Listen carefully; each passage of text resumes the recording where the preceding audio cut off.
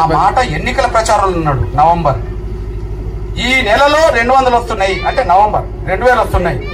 వచ్చే నెలలో 400, 200, 2000 అన్నాడు కలిపి. డిసెంబర్ అన్నాడు. తమ్ముడు నేను ఒక విషయం చెప్తున్నాను. నేను తెలంగాణ ఆంధ్రప్రదేశ్ లో పెన్షన్ల గురించి పోరాటం చేస్తున్నా కదా, ఇక్కడ ఒప్పించి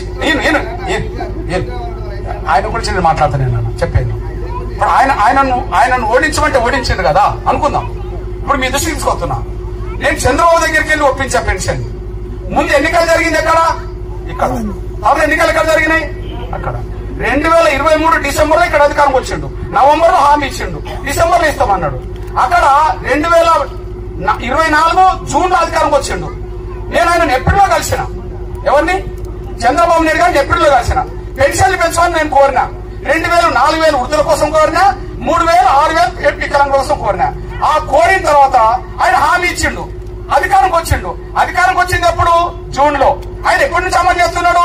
జూన్ నుంచి కాదు, జూలై కాదు, ఏప్రిల్లో ఏ హామీ ఇచ్చిండో ఏప్రిల్ నెల నుంచి వర్తింపజేసి పెన్షన్లు అన్ని ఇస్తున్నాడు. పెన్షన్ పెరిగాయని ఇస్తున్నాడు. అని ఏప్రిల్, మే, జూన్ కలిపి 3 నెలలు ఇచ్చిండు. యథావిధిగా ఇస్తూనే ఉన్నాడు. ఇప్పుడు అక్కడ ఎంత అమలు జరుగుతుంది? 4000 పెన్షన్ వృద్ధుల వితంత్రం అమలు జరుగుతున్నది. 6000 పెన్షన్ వికలాంగులకు అమలు జరుగుతున్నది. అరే 2024 జూన్ లో వచ్చిన వాళ్ళు అమలు చేస్తున్నారు కదా.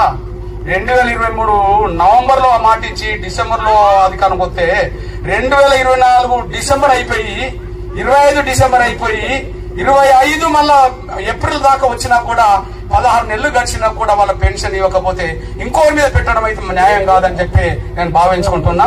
ఎందుకంటే పెన్షన్లు పెంచమని అడిగే హక్కు ఎవరికైనా ఉన్నదో నాకు తెలియదు, కానీ పెన్షన్ల కోసం మొదటి నుంచి కొట్లాడిన బిడ్డగా నా వంతు పాత్ర పోషించాలి. కాబట్టి నేను మీకు విజ్ఞప్తి చేస్తున్నామ్మా.